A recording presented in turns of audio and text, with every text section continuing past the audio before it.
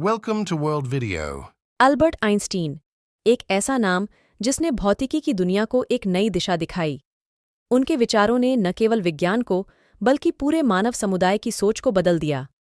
उनके सिद्धांतों ने समय, अंतरिक्ष और ग्रेविटी के बारे में नई धारणाओं को जन्म दिया।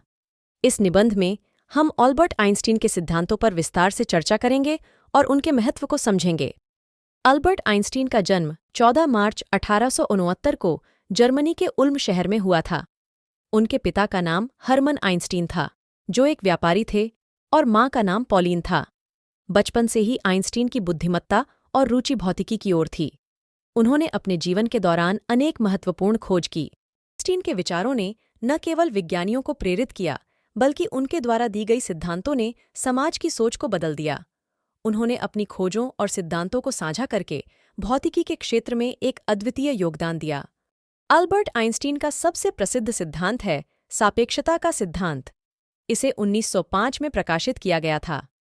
सापेक्षता का सिद्धांत कहता है कि समय और अंतरिक्ष के धारणाओं में एक स्थायित्व नहीं होता है। अर्थात, जो कुछ एक व्यक्ति के लिए स्थित है, वह दूसरे व्यक्ति के लिए नहीं है। यह केवल उसके संबंधित दृष्टिकोण निर्भर करता है। इस सिद्धांत के आधार पर आइंस्टीन ने समय और अंतरिक्ष के संबंध को पुनः परिभाषित किया। वस्तु की लंबाई संकुचन।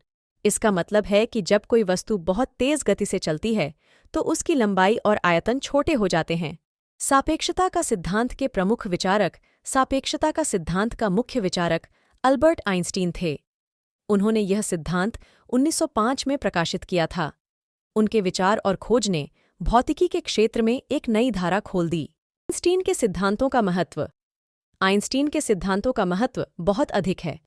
उनके सिद्धांत ने विज्ञान की दुनिया को एक नई दिशा दिखाई।